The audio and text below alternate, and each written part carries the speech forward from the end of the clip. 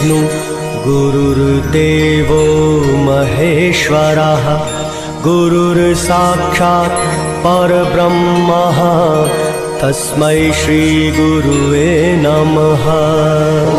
गुरुर्ब्रह्मा गुरुर्विष्णु गुरुर्देवो महेश्वरा गुरुर्साक्षात् परब्रह्मा तस्मै श्री गुरुवे नमः।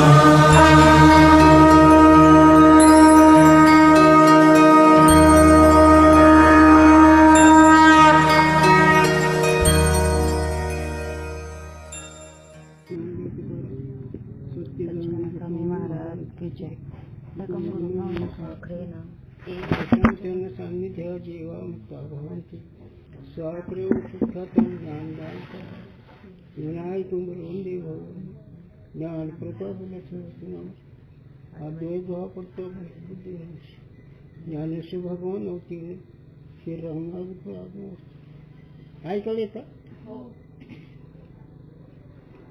जो सुख नित्य प्रकाश विभू नाम रूप आधार मती न लखे जी मती लखे तो मैं शुद्ध अपार अब्दी अपार स्वरूप मम लहरी विष्णु महेश विधि रवि चंदा वरुण यम शक्ति धनेश गणेश जा कृपालु सर्वज्ञ को धारत मुनि ध्यान ताको हो तुपादी ते मोमे मिथ्या भान हे जी जाने बिन जगत मनहु जेवरी ताप नसे भुजग जग जी लहे सोहम आपे आप बोध चाही जाको सुकृती भजत राम निष्काम सो मेरो हे आत्मा काकू करू प्रणाम।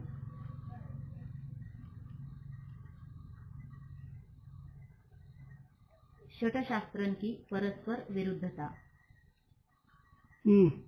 सांख्य, पातंजल, न्याय, वैशेषिक, पूर्व मीमांसा और उत्तर मीमांसा इन षटशास्त्रन का मत परस्पर विरुद्ध है।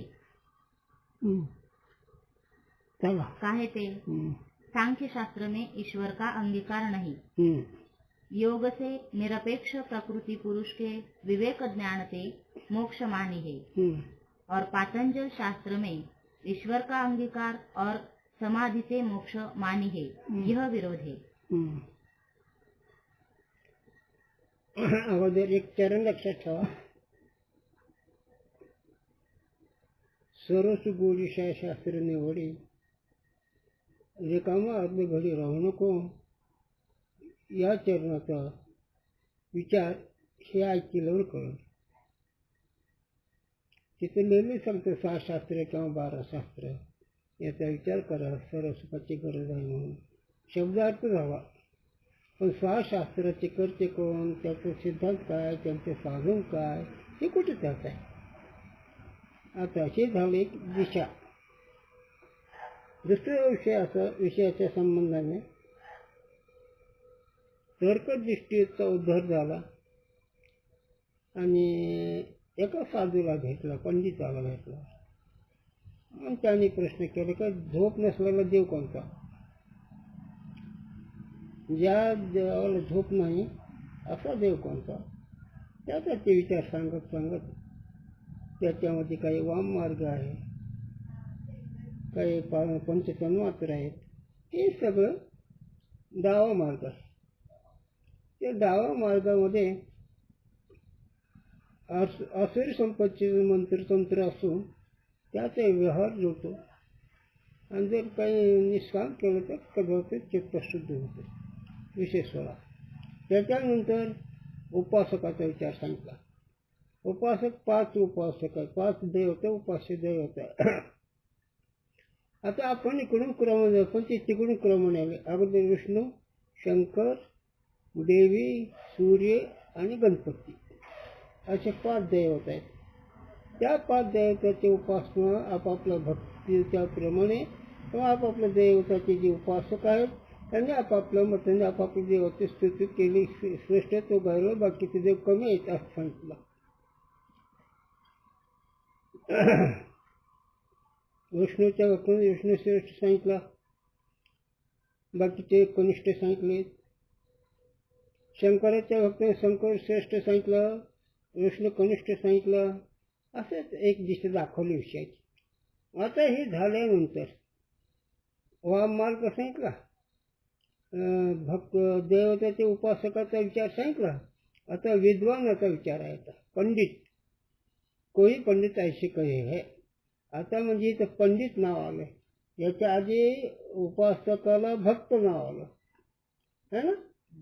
देवाची जी उपासना करणारे, ध्यान धारणा करणारे त्याला काय म्हणतात? भक्त. याच्या पाठीमागचा डावा मार्ग जो आहे की ज्या डावा मार्गामध्ये छा छू आहे, जारण मारून चटन मोहन वशीकरण संबंध हे जीव आहे ते अखेर संपत्तीचं ते दिशा दाखवून विषय सोडून दिला.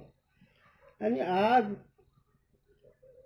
पंडित लोक जे असणारे, पंडित कुणाला म्हणावा, विद्वान कुणाला म्हणावा, पौराणिक कुणाला म्हणावा, कुणा ठोक, कुणाला काय म्हणते त्या सोडून तो विषय मी नाही सांगत. मग आज पंडित जे असणारे शास्त्री आहेत त्यांचा विचार आहे. त्यामध्ये 6 शास्त्र आहेत. सांख्य, वैशेषिक, न्याय, योगशास्त्र, पतंजली, पूर्वमीमांसा, उत्तरमीमांसा. पहिलं 3 भाग करा. पूर्वमीमांसा, उत्तरमीमांसा, सांख्य, पतंजली आणि वैशेषिक आणि कोण दुसरं न्याय. हा, न्याय आणि वैशेषिक हे 3च विभाग. 6 ते 3 केले जाऊ. आता त्यामध्ये प्रत्येक शास्त्रकारांचं मत आपण ऐकू. प्रत्येक शास्त्रकाराने आपापल्या विचाराच्या दिशेनं तत्वाबद्दल, मोक्षाबद्दल, साधनाबद्दल काय त्यांनी मांडले ते आपल्याला आज ऐकायचं. आणि हे जर तुम्ही ऐकलं तर गुडी शाही शास्त्र निवडी रिकामा अर्ध घडी राहू नको. या चरणाचा अर्थ कळेल. चला वाचा आता. सांख्य शास्त्र में ईश्वर का अंगीकार नहीं. हो. आता सांख्य शास्त्र म्हणजे प्रकृती पुरुषाचा विचार सांगणारे. जगाचं कारण काय? तर जगाचं कारण प्रकृती आहे. आता त्याच्यामध्ये सांख्यामध्ये 2 आहेत. एक ईश्वरवादी सांख्य आहे आणि एक ईश्वरवादी सांख्य आहे. ईश्वर एक कपिल ईश्वर म्हणतो ते गंगासागरला आहे, त्यांनी ईश्वर मानला. आणि दुसरे एक कपिल त्यांनी प्रकृती म्हणलं पण ईश्वर मानला नाही. त्यामध्ये आता प्रकृती कशाला म्हणायचं तर प्रकृती म्हणजे 3 गुणाची साम्य अवस्था. 3 गुणाची साम्य अवस्था. तसं बी आहे. ब्यामध्ये अंकुर आहे. त्या अंकुराचे पुढे 3 फाटी फुटतात पण ब्यामध्ये नुसतं अंकुरच आहे की नाही. तसं प्रकृती हे एक जगाचं कारण आहे. आणि ती प्रकृती म्हणजे 3 गुणाचं एक लेवल म्हणजे असणारे 3 गुण.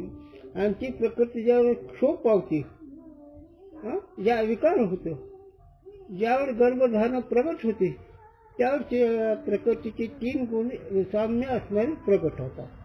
आणि त्या 3 गुणापासून पुन्हा पंचतन्मात्र राहतात, पुन्हा पंचमहाभूत होतात आणि पुन्हा पंचमहाभूताचे त्रिभुवन होतात. असं काही सांख्याच्या मताचा विचार असा आहे. चला.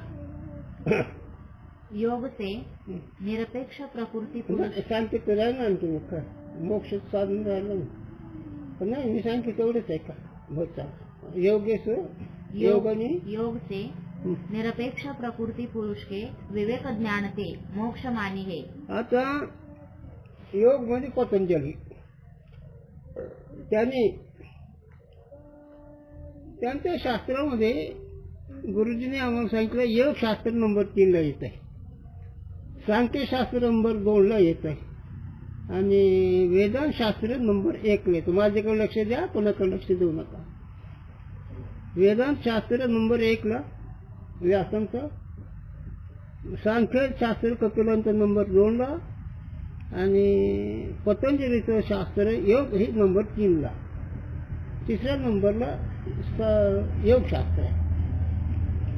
आता त्याने काय म्हणतात, याने ईश्वर नाही म्हणा वाद करून.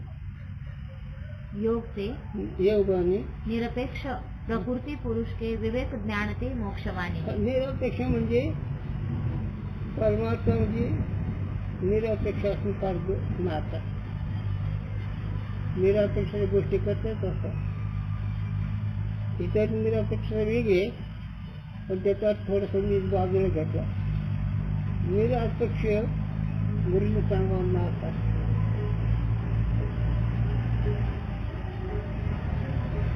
वैराग्य सांगतेच असतो, वैराग्य कळत असतो, वैराग्य आवडतही असतो. सांगतो पण वैराग्य ऐकलं सांगतो.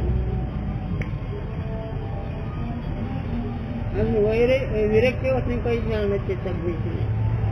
वैराग्याशिवाय ज्ञान राहतच नाही. आणि जर वैराग्य वाचून ज्ञान असतं ते ज्ञान चांगलं आहे. कळत पण सुटे गायचे ना, कळत नाही का तुम्हाला? पण विषयासक्ती दोष कुठेच असेल, आणि विषयासक्ती दोष गेल्याशिवाय वृत्ती स्वरूपाचा होत नाही हा सिद्धांत. तो मग झेपल न झेपल तुम्ही बघा, पण गणित असतं. आता हिचं निरापेक्षा वेगळे.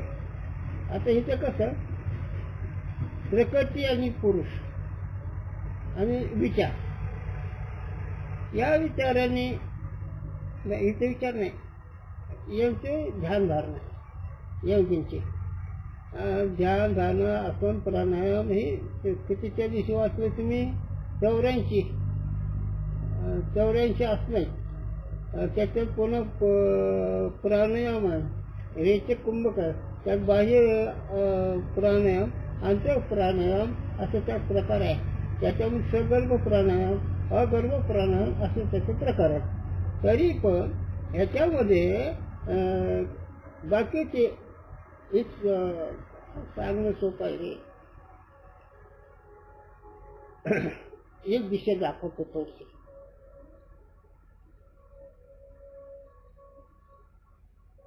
माझं लक्ष येतं रे, पण कोणत्याच लक्षात येईल तुम्हाला हे कोणते तुम्ही कुठल्याच कक्षात बसत नाही, फक्त तुमच्या पुण्याने हे मिळायला लागलं. मनातला आणखी संसार गेले विषयाचं, आणखी मोह गेला. इतक्या दिवस ऐकतात, आणखी मोह गेला. विषयासक्ती गेली. विषयासक्ती म्हणजे विषयाचा भोग नाही, विषयात चित्त रंगणे ही विषयासक्ती असं आहे.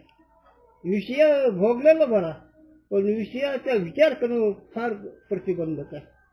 भोगावच का? शास्त्र नाही सांगत भोगा म्हणून, पण विषयासक्ती या शब्दाचा तो गुरुजींनी सांगितलं प्रपंचामध्ये वृत्ती रंगणं. असं काय असेल ते असेल. आणि एकच योग शास्त्राचे थोडेसे एक साधनाची दिसू दाखवतो. त्याला 4 हाताच्या पलीकडे पाहायचं नाही, हिथून तयार त्याची. दुसऱ्या भाषेत सांग, योग शास्त्र 10 फुटाच्या वरती जाऊ द्यायचं नाही. 10 फूट असं ना असं तितकं तेवढेच ती वृत्ती म्हणजे तेवढेच दृष्टी थांबवायची, त्याच्या पुढे जाऊ द्यायची नाही. आणि बोलायचे किती? 4च मिनिटं, पुन्हा नाही बोलायचं. हे बाह्य साधन आणि आंतर साधन पुन्हा वेगळं आहे. हो असं ते. आणि अभ्यास करत करत करत जर गेला तो चांगला योग्य असेल तर, बरं का, खरा योग्य असेल तर. आता कुठे एखादी साधन साधली म्हणजे योग्य असं नाही. पूर्ण योग्याची एकच गोष्ट, अन्न पाण्या वाचून 1400 वर्ष राहिले चांगले. किती? त्याला हागायचं नाही, मुतायचं नाही, जागृत नाही, स्वप्न नाही, सुषुप्ती नाही, मूर्छा नाही, गोळी घातलं तर लागत नाही. ही योगीची शक्ती आहे. तरी पण मोक्ष द्यायचा ना खरा. इतकं जरी असलं तत्वज्ञान त्याला जिंकत नाही. जगात तो फार मोठा शाना, पण संतांच्या वलीचे कमी पडला. मोठे चरित्र तुम्ही ऐकली गेले का? हारली चांगल्याची भ्रांती, आले लोटांगणी चांगदेव. 1400 वर्ष ज्याला यम आल्यानं कळचं आपलं लपून बसायचा, त्याचं आयुष्य संपलं असं कळलं. मी कशावर बोलायला लागलो? काहीतरी बोलायला लागलं का? त्या चुकीत बोलायला लागलं, असंबंध बोलतो नाही ना. तर चांगले महाराज आपल्या कथावर का ते मुक्तच आहे, पण आमच्या गुरुजींनी सांगावं हे सगळे शास्त्रकार मुक्त आहेत. पण आपापल्या दृष्टीने काही मोठं थोडंसं फायदा करत असतो. थोडा मोठे जरी असलं ना कुठेतरी छोटेसं आमचे ज्ञानोबा आहे, तुकोबा आहे, नाथ महाराज, नळवार आहे, हे संत मंडळ एवढेच नाव घ्या, बाकी त्यांच्याविषयी बोलायचं नाही. हे जे महात्म्य यांच्याबद्दल बोलायचंच नाही, बाकीचाच विचार आहे.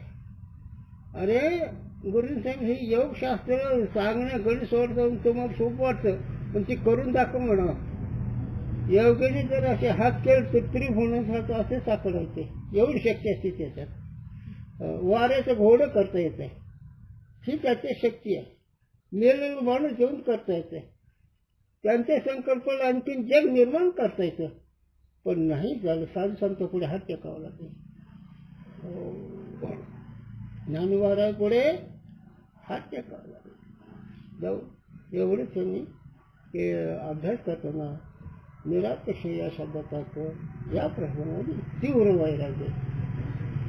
तीव्र वैराग्य म्हणजे त्यांचं जेवणापासून सुद्धा वैराग्य. एक घास सहन होत नाही आणि ते काय खायचं. ते वाचल्यावर सरस्वत सांगितलं बरं का, तांदळाचं पाणी प्यावं लागतं, तांदूळ बी खायचं नाही. आवडतं खिचडी, शेंगदाणे, तूप. आम्ही येऊ नाही, आम्ही आपलं त्यांचे सेवक आहेत. योगी नाहीत आम्ही त्यांच्या सहवासातले. ही दिशा लक्ष आलं योगाचं. आणि यांनी मोक्ष कसा आणला, समाधीला मोक्ष आणला. आणि समाधी या शब्दाचा अर्थ त्यांच्या दृष्टीनं वृत्तीची स्थिरता, आणि ती बी खरा योगी असला तर, आणि ते बी वृत्तीची स्थिरता असून परिच्छिन्न आनंद बघणारा योगी हा आत्मेपर्यंत पोहोचतो, पण आत्मा व्यापक आहे असं कळत नाही. म्हणून गुरुजींनी सांगावं परिच्छिन्नतेचा आणि परोक्षाचा भ्रम योगीजवळ असतो. आणि अपरोक्ष तत्व ज्याला कळलं त्याच्याजवळ परिच्छिन्नतेचा आणि परोक्षाचा भ्रम नाही. दृढ अपरोक्षाला, दृढ अपरोक्ष म्हणजे का आहे का नाही. जसं देहबुद्धी दृढ आहे तसं आत्मबुद्धी दृढ व्हावी लागते. देहबुद्धीमध्ये तुम्ही एवढे झोपलं सगळे, आणि ज्याचं नाव घेणं तोच माणूस सुटतो, शरीराचं माणूस सुटत नाही. तितकी दृढ बुद्धी आहे जीवाची. तसं हे जसं व्यावहारिक अनुभव तसं परमात्मामध्ये आत्मा मीच आहे, ब्रह्म मीच आहे, साक्षी मीच आहे, द्रष्टा मीच आहे, ज्ञानस्वरूप मीच आहे, आनंदरूप मीच आहे, असा निश्चय व्हायला पाहिजे. त्याला ज्ञान म्हणावं.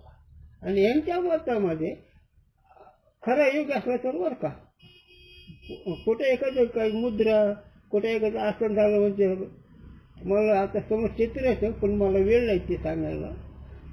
तर परिच्छिन्न गोष्ट वृत्तीची स्थिरता करतो हवी. अन्न पाण्या वाचून हो सांगून सोपं महाराज. वाऱ्याचं घोडं करता येतं हो, म्हणजे तो. आणि एका क्षणात तो योगी हजारो देह निर्माण करतो. हजारो देहामध्ये त्याचे हजारो देह निर्माण करून त्या देहामध्ये व्यवहार करतो. दुसऱ्याच्या देहामध्ये प्रवेश करता येतो. एखादं प्रेत झालं तर ते मच्छिंद्र त्याला का नाही देह प्रवेश त्या राजाचा, असंही योग्य असते. तरी पण एवढंच हा, तरी पण काय परिच्छिन्नपर्यंत पोहोचले, व्यापक नाही कळलं. ती कसं वृत्ती स्थिर आहे तो कोणच आनंद. वृत्ती समजायला की झालं वृत्तीची जीवनी वृत्ती जोपर्यंत त्या स्वरूपात रमली मागच्या अभ्यासानं तोपर्यंत त्याला आनंद. आणि आमचे ज्ञानोबा आहे तो सात संत निळामणी स्वरूप नित्य समाज आहे ज्ञान. आमच्या ज्ञानाच्या साबूच्या दृष्टीनं अखंड आनंद आहे. अरे व्यवहारात आनंद आहे. खरा जो महात्मा असेल, खरा गुरुची कृपा ज्याला झाली असेल खास गुरुची, त्याला व्यवहारात आनंद. व्यवहारात हो, व्यवहार करीत असताना आनंद आहे. आता ही करीत असताना पद मी परत घेतो, बोट चुकीचं झालं. तो व्यवहारात दिसतो, तो व्यवहारिक नसतो. करतो ही पद चुकीचं आहे, माझी मला परत द्या. पण तो व्यवहारात दिसतो पण तो व्यावहारिक ते वर्त दिसती देईल ना त्याच्या हृदयनी याला दृष्टांत द्यावं गुरुजींनी दृष्टांत द्यावा. पत्नी झाल्यानंतर त्या पत्नीचे समजूत काय फरक असतो का? ते माहेराला गेले तरी पत्नीच्या समजूत घराच्या समजुतीत ते मला काय घेत राहते आई वडिलांकडे काही प्रसंग नाही, पण निश्चय तसा दुरो देव जसा गगने चढावा, जसा दुरो हे आढळ तार आहे तसे ज्याची बुद्धी निश्चित ठरली मी आत्मसच्चिदानंद आहे तो ज्ञानी. आता याची भूमिका पारायचं प्रकरण वेगळं आहे, पण हे ज्ञान मोक्ष होते आणि यांच्यामध्ये वरती फिरते ते बी खरा युग असेल तर.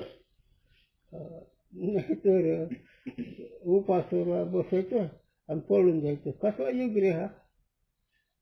काय उदो कसे लोक कोणाचा. चला न्याय मत में 4 प्रमाण और वैशेषिक मत में 2 प्रमाण यह विरोध है. आता ह्यांच्यामध्ये ही जवळचे दोघं सारखेच. आता वैशेषिक शास्त्राचा कर्ता कोण आहे? कन्नाद कोण आहे? त्यांना कन्नाद काय नाव ठेवलं सांगतो तुम्हाला, नीट ऐका. न्यायाचा कर्ता कोण आहे? गौतम. तू त्या कालच मला साहेब मी काय काय लक्षात ठेवू मला विचारायची पंचायत आहे. हो ना, एक दिवशी आपलं कातो म्हणली ते बी काता मग कातो कसं हे बघ आई म्हणजे ती फोडणी ती बाप्पाचा फोन आला आणि काय काय लक्षात पुन्हा शाळेचा टाईम झाला.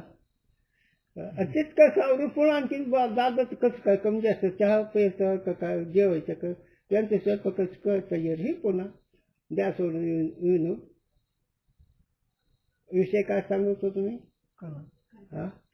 कन्नाद. हा गौतमूरची ही गोदावरी आणलेली पण ही चुकलीत शास्त्रामध्ये. हा मोठ्याचं लई बघावं लागतं रे.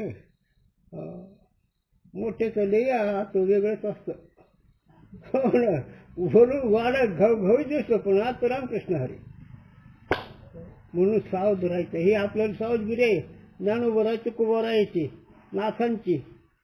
हो आता पुढे कणी भूक हे सांग तर कणात हे नाव का पडलं हे माणसं तर मुंगीला खाता येऊन असं अन्न इतके बारीक सूक्ष्म त्यांनी जमा करायचं खायला की जे कण मुंगीलाही खाता येत नाही. आता किती बारीक कण असतील आणि ते कण जमा करायचे 6 महिने आणि त्याचे 3 भाग करायचे. 6 महिने किती जमत असेल तुम्ही बघा आणि त्याचे 3 भाग करायचे. एक गाईला, एक नैवेद्याला आणि एक स्वतः. त्याचं नाव कणी होईल, त्याचं नाव कणात आणि हे गौतमाचे धाकटे होईल. म्हणजे हे यांचं सुद्धा त्याच्यामध्ये कमी. याने काय म्हणलं ईश्वर तर म्हणलं नाही, प्रकट नाही म्हणले. ह्या जगाचं कारण परमाणू म्हणलं आणि ते परमाणू कसं असतं ते धडकामध्ये बारीक कण येतात का नाही त्याला परमाणू म्हणावं. ते सत्य आहे आणि ती परमाणू जोडत गेला असं मोठं होतं ती आहे जगाचं कारण. असं या जगाचं मत आहे. चला त्याचा विस्तार कसा करत बसू? मला करता येईल विस्तार किती विकार झालेलं पण उपयोग नाही. जे शेतराजी ही न्याय वैशिष्ट्य कधी सकाळी बघतच नसत. अनात्मशास्त्र आहे. एवढं डोक्याला चालून घेत नाही, उगा ऐकून जा. माहिती असं न्याय वैशेषिक का और भी आपस में बहुत विरोध है. त्यांच्यामध्ये पुन्हा कोणी 4 प्रमाण मानले, कोणी 2 मानले.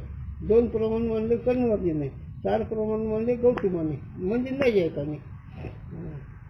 जिज्ञासु आणखी याच्यामध्ये पुष्कळ त्यांच्यात मतभेद आहे. त्याला जिज्ञासू अपेक्षित नाही याचे लिखा नाही. जिज्ञासाला त्याचा काही उपयोग नाही म्हणून आम्ही त्याचा जास्त विस्तार लिहिला नाही. अरे विचार सागर ग्रंथ व्हा बघ. परमात्माचं मगज इथेच मग त्या अंगावर बांधेल न बांधेल पण विचार सागर विचार संप्रदाय बिनचूक जर झाले ना परमात्माची नजर येते. अध्यात्म बिनचूक कळते. मग त्याचा अंगावर वाढणं तुमच्या भूमिकेचा प्रश्न आहे. पण नजर तरीच ते माझे गुरुजी म्हणायचे ओजवणी झाली गण सुटत, ज्याला ओजवणी येत नाही त्याला गण सुटत नाही, असं गुरुजीने म्हणावं. किती कोणती धावत बघ रे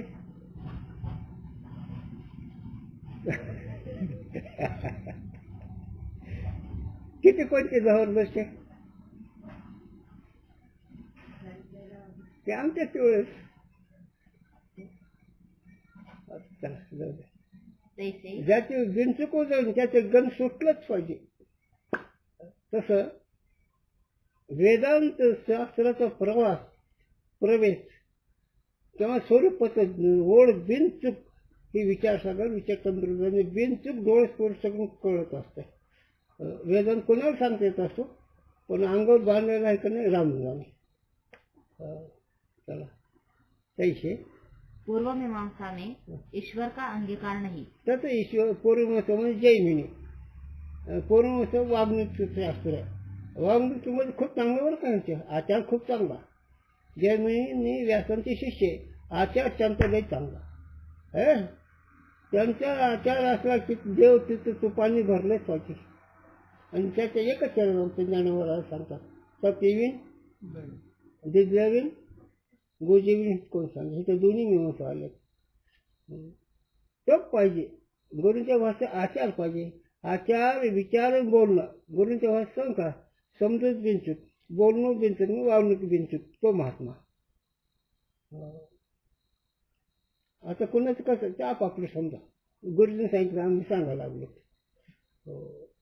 समजूत बिनचूक असावी, पुढे काय वागणूक बिनचूक असावी आणि बोलणं बिनचूक असावं. आणि हे आमचे संत मालिकेत आहे. ज्ञानराज तुकोबाराय नाथ महाराज हे आहे. बाकी कुठे कमी होत असतात. यांच्यामध्ये जर वेद व्यास सुटले तर सगळे समजूत चुकीचे त्या पाचशे लोकांचे. आणि यांचा अधिकार जर पाहिला ते गोदावरी ह्यांनी आणली ते गौतम कणेश बुक एवढे एवढे कणवर राहायचं इतके चौपशी आले. पतंजली नेलेलं माणूस जेवण करत असतो. पंचक सत्य तो बुद्धी रिद्धिशीची मुली अडकली. नेलेलं माणूस उठविते. सांभाळायचं जरा गुरुने सांगितलं जन्म असेल तर मरणाचा विचार. जन्मच होते कोणाला उठविलं कोणी कळते काही काय गंमत साधूंचं घर. जन्माला मरणाचा विषय जन्मच नाही तर ब्रह्म जन्मच आहे. साक्षी जन्माला ज्ञान जन्माला. मग ज्योतिषशास्त्र कोणाचं योग आहे कोणा जाऊ नका सांग जा सोड नाही विषय सांगत नाही. पण वेदांत कळल्याशिवाय माझ्या नाही. काय असं आहे ना लक्ष्मण सावध रमाज बोलणार तू राहतोच नसतात बोललं की लगेच जातो. म्हणजे तुम्ही बोला ऐका दुसरं मी आपलं माझ्यात तर तेच खरे तुझंच खरे.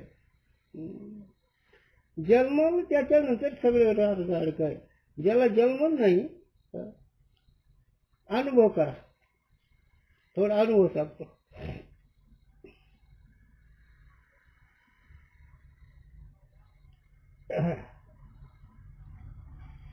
तिन्ही कालामध्ये ते वास्तव त्याला सत म्हणायचं. तिन्ही कालामध्ये ती व्याप्ती आहे त्याला काय म्हणायचं सत घ्या लागतं. मग तुम्हाला स्वप्नामध्ये मी आहे वाटतं की नाही, जागृतीमध्ये मी आहे वाटतं की नाही, कोणा कळलं झोपीमध्ये मी आहे का वाटतं का. मग ह्या तिन्ही अवस्थेमध्ये तुम्ही अनुसूत आहेत. तुम्हाला जन्म आहे का आता तिन्ही अवस्था आहेत का. तीन अवस्था ह्या मनाच्या असतात किंवा बुद्धीच्या असतात. पण हे स्वस्वरूपाने तुम्ही आहात आणि ते असं तीन अवस्था कळतात का नाही म्हणून तुम्ही ज्ञानरूप आहात. काय कळत नाही मला सांगा ना तुम्ही. अंतःकरणाचे जितके व्यवहार तितके कळतात. आता याच्या थोडी सूक्ष्म सांगतो. आता एक लाईट आहे ना, लाईटीच्या प्रकाश आपल्या व्यवहाराचं का नाही लाईट करते का. तसं तुम्ही ज्ञानरूप आहे आणि तुमच्या ज्ञानरूप आत्मस्वरूपाच्या संबंधाने अंतःकरणावरती ज्ञानाचा व्यवहार करते. ते ज्ञान स्वरूप काही करत नाही. ज्ञानराव प्रमाण आत्मा निदान ही सर्व घटी स्वरूप असणारे ते काही करत नाही. ते आपलं महिनीमध्ये ते ज्ञान सच्चिदानंद रूप आहे, पण त्याच्या संबंधाने अंत्यकरणावरती सात्विक असलेले ते ज्ञानाचा व्यवहार करते. तेव्हा त्याच्या खाली बिराळून सगळा व्यवहार तीव्रतीच करते, पण आदेशांचा संबंध नाही. जसं याला उदाहरण माझे गुरु सांगते, पृथ्वीला सोडून चालता येत नाही आणि आकाशाच्या बाहेर जाता येत नाही. किती पळाल तर पृथ्वी सोडून पळतो का, आणि किती उडाल तर आकाशाच्या बाहेर जातो का. आणि आमच्या दृष्टीने जगतच नाही, ते आकाशात पृथ्वी आलीच कुठं. हा तुम्हाला हे दोन औषध वाटते, पण आमच्या दृष्टीने सगळा देवच आहे ना. जन्म गळा जन्म कुठे नाही पृथ्वी पाणी आकाश हा सिद्धांत. आणि हे शिकायचं वर का देता आणि मग मजा करायची. मग बघ प्रपंच असं पायाचं जोडावर होतो. हे कर पायाचं जोडा नाही, काहीच वाटणार नाही. नाही तर मग खा डोक्यावर जोडे.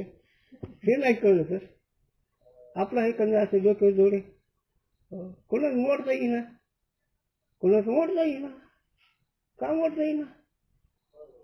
रामकृष्ण हे थांबतो. चला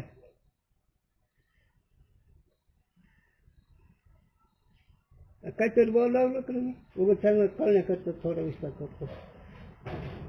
मन सरस्वती गोडी शास्त्र असतं ना, म्हणून सगळे सर्व सुख म्हणजे तुझ्या स्वरूपाचे जर कोणाचा का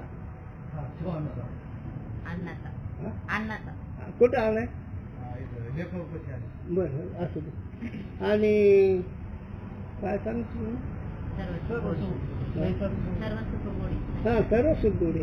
आता सर्व सुख या शब्दाचा अर्थ सगळ्यामध्ये ज्याची व्याप्ती असेल ते सुख त्याला सर्व सुख म्हणायचं. सर्व सुख म्हणजे सर्व सुखाच्या घर बाप रुक्मा सर्व सुख या शब्दाचा अर्थ सगळ्या अनेक कलेमध्ये, पदार्थामध्ये, विद्वत्तेमध्ये जल सोडत. सूर्याचा प्रकाश कोणत्या वनस्पतीमध्ये ऐकू नये. जर सूर्याच्या प्रकाशात कोण नाही. हे जसं लौकिक व्यवहार आहे, एक उदाहरण लौकिक आहे ते सूर्याचं आणि सूर्य हे तुझं स्वरूप आहे. असे सूर्य हे साक्षी भाष्य आहे, त्रिभुवन साक्षी भाष्य आहे. आणि ह्या त्रिभुवनाला सुखाला तुझं हे जे सुख आहे, हे जे ज्ञान आहे, हे तुझ्या ज्ञानाने सगळा व्यवहार होतो. तुझ्या ज्ञानाच्या संबंधाने तुझं सुद्धा नाही. आकाशामुळे व्यवहार होतो, आकाश व्यवहार करत नाही. पोकळ आहे ना हा, त्याला आकाश म्हणावं, त्याच्यामध्ये व्यवहार होतो, पण आकाश काही करतं का, शक्य नाही. तसं ते ह्या आकाशाच्या पलीकडे तुझं स्वरूप आहे. आणि ते एवढं काय करावं लागतं रे, सांगणं सोपं कळलं पण केलं माझं. याला काय नाही, फक्त विचाराची गरज, साधूंच्या विचाराचे. सांगू होता विचार 3 प्रकार सांगतो. पहिला विचार नाशिवंत देह जाणवर सकळ, पहिली भूमिका. त्रिगुण असा निर्गुणेसार दुसरी भूमिका. पहिली कोणती भूमिका नाशिवंत देह, ही पहिली भूमिका परमात्मा प्रवेश करतो. दुसरी भूमिका कोणती त्रिगुण असा निर्गुण हे त्रिगुणात्मक हे स्वतःही नाही. आणि त्याच्यापेक्षा तिसरी भूमिका लटिका जाऊ चल जा, हे प्रकार नाही. काय साधन अरे या ज्ञानवराचं वर आहे. आमच्या शंकर महाराज लग्नच असेच नाही, तुम्हाला सांगून जातो आवडीनं. शंकर महाराज म्हणायचे माणसाने यावं गाथा ज्ञानेश्वरी आणि नाथांचा भागवत होता मग मरा सौर मरूच नाही. ते हसवायच्या बघा आज काय नाही रे, हे याचं खूप सगळं आहे. योग काय करतो, सांगतं काय करतात, शास्त्र काय कसे सगळं निर्णय आणि स्वतः भाषा. तर असं आपण विषय करू. मोक्ष रूप नित्य सुख का अंगीकार नहीं। पूर्व मीमांसा में ईश्वर का अंगीकार नहीं, मोक्ष रूप नित्य सुख का अंगीकार नहीं, किंतु कर्मजन्य विषय सुख ही पुरुषार्थ है। हे पूर्व म्हणजे वागणुकीचं शास्त्र किती चुकलं रे, हे साधूच्या दृष्टीने किती चुकलं. इंद्रियजन्य विषयाचा भोग हे सुख मानतात. म्हणजे किती चुकलं. आणि तिकडे जे केलेले शाणे का दारू पेरणारे शाणे, वागणुकीवर बोलावं, दूध पेरणारे शाणे का दारू पेरणारे शाणे, दोघंही दारू. का विषय जन्य सुख नाही, भ्रमाने वाटतंय हे वर्म.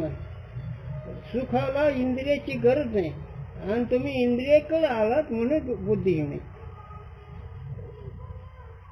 इथे इंद्रियाची चोरून जे विचार तेच खावे. अरे इंद्रियावर न येता जे सुख भोगणार तेच खरं झालं. इंद्रियजन्य सुख हे योग्य नाही. पण हे म्हणणं व्यासन शिष्य जैमिनी म्हणून आचार काही गोष्टीचा योग्य आहे.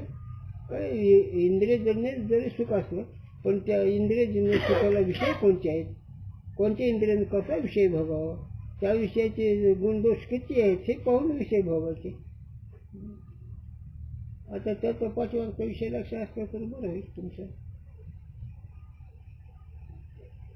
महादेव किसको कहते हैं और शुद्ध आहार किसको कहते हैं, है ना. मग ह्याला म्हणायचं का नाही वेळेपणा. एक वाम मार्गशास्त्र आहे. त्या वाम मार्गशास्त्र एक पद सांगतो, जास्त नाही सांग. मग सर्व शुद्ध आहार म्हणते. आता शुद्ध एक कसं सांग. असं काही शास्त्र मार्ग त्याचे विचार होऊन गेले ते टाकायचं आहे. डावलं सदन मातंगाचे. मग आता इंद्रियजन्य सुख जर मानतात तर त्याने फक्त आचारात फरक केला, आहारात फरक केला, बोलण्यात फरक केला, हे सगळं समजा. मग त्याचा आचार गावा, पूर्वमीमांसाचा आचार गावा. ते बी आचार या शब्दाचा अर्थ त्यांनी सांगितल्या नियमाने.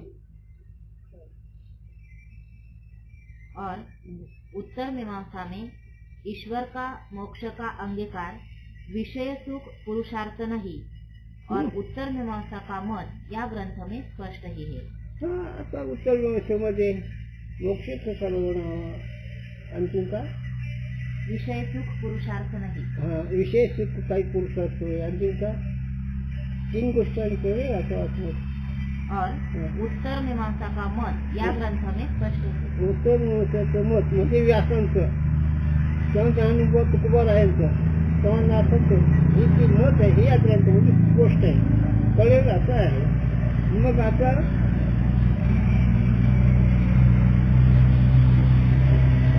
काय द्यायचं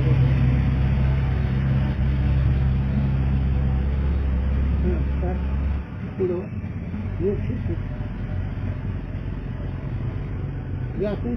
उत्तर मीमांसा में ईश्वर का मोक्ष का अंगीकार. हाँ आता हे 2 पद पाहिजे होते. उत्तर मीमांसा व्यासांचं किंवा संत मालिका यांच्या मतामध्ये ईश्वराचा अंगीकार आहे आणि मोक्षाचा अंगीकार आहे. ईश्वर कशाला म्हणा हे सांगतात आणि मोक्ष कशाला म्हणा हे पण सांगतात. यांच्यामध्ये ईश्वर कसा, ईश्वर 3 सूत्र कोणते आहेत, सर्वज्ञ, सर्वशक्तिमान आणि मायाच्या आधी. हे ईश्वराचे 3 पद आहेत. त्याच्यात 9 आहेत पण 3 मुख्य आहेत. आणि मग ईश्वर सर्वज्ञ आहे का नाही, मायाविषयीच्या चैतन्य आणि माया म्हणजे त्या शुद्ध सत्वगुण असलेलं प्रकृती, त्याच्यामध्ये चैतन्य पडलेलं प्रतिबिंब, त्याला म्हणावं ईश्वर. आणि तो ईश्वर आहे सर्वज्ञ, सर्वशक्तिमान आहे आणि माया त्याच्या अधीन आहे, है ना. तर आता तो सर्वज्ञ ईश्वर सांगा, थोडं लक्ष द्या. ईश्वर सृष्टीमध्ये बदल झालाय का आतापर्यंत?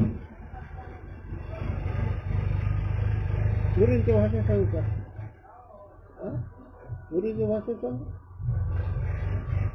सगळं जग पंचमहाभूत होत आहे कडे. मग तळ हातात केस का नाही? आणखी शोध लावला का कोणी? का नाही तळ हातात केस?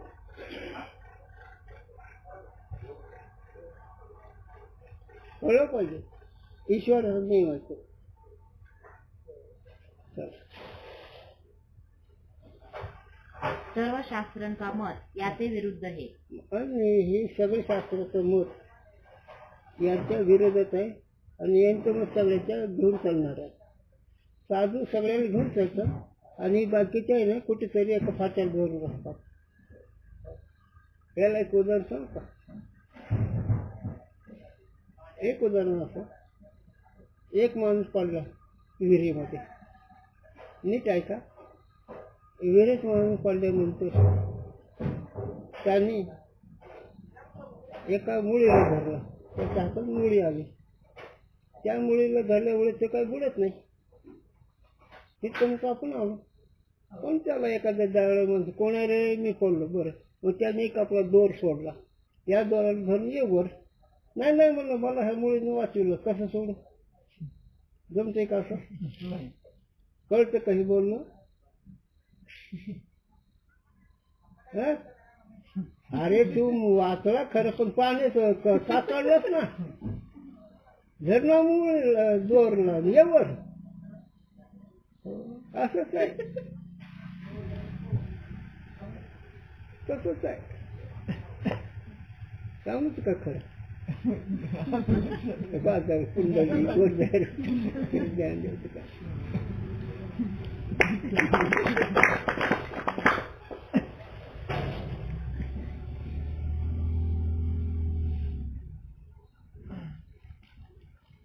म्हणून अरे हे कर आणि मग कर प्रपंच.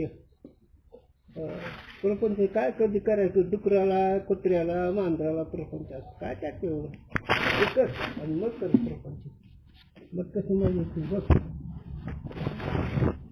पण आम्हाला जेवण कोण जाईल? संपूर्ण नको कोणाचं. कोणाचं संपूर्ण आहे.